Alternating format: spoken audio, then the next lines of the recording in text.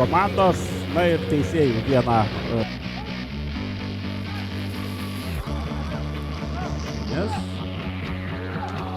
Čia kamuolio žaidėjai, Krynskis nerizikavo.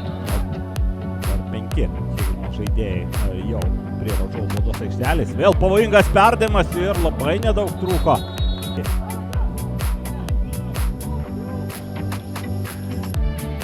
Saris smūgis ir Rokas Bagdonavičius. Sakiau, užtavęs varžovas.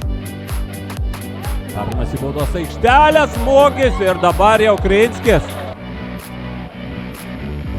Kampinio vėliavėlės ir kaip į vartus nepataikė dabar Matijus Remeikas.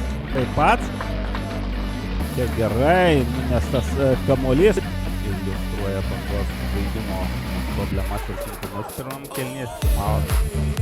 3-4 sekundės artė prie baudos aikštelės. Atrodo, kad galėjo ir bandyti pykštelti, bet atrado kitą atakos tęsinį.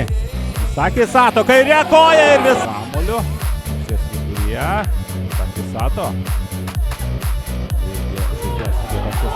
Situacija, Sato smūgis ir kamuolys. Higelmanas šiandien atrodo visai neblogai, turi savų šansų. Vienas Bogeris neleido jam turbūt ta aplinkybė pabaigti. Primenama turbūt žaidėjų, ko iš jo norime. Arnas Olubogis, smūgis ir gerai laiku atidavė kamuolį Vaidas. Baudos aikštelė Magdušauskas į baudos aikštelę ir įvartį. Įvartis Misakis Sato siunčia kamuolį. Na, kaip sakiau, didesnę pavarą jungia Bangos atakuojantį žaidėjai Arnas Olubogis, Vaidas Magdušauskas ir viską užbaigė Misakis Sato, keldamas iš savų vietų Bangos sirgai.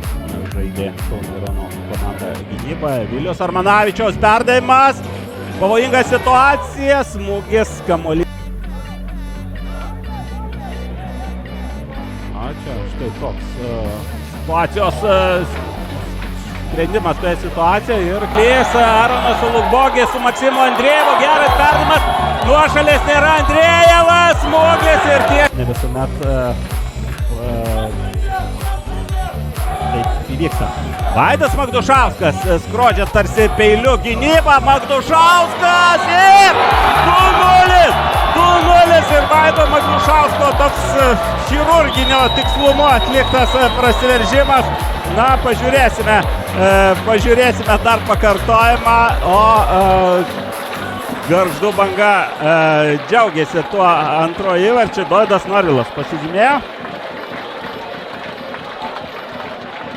Brungilas skelbia, kad rungtynės baigtos 2-0. Misakis Sato, Dovydas Norvilas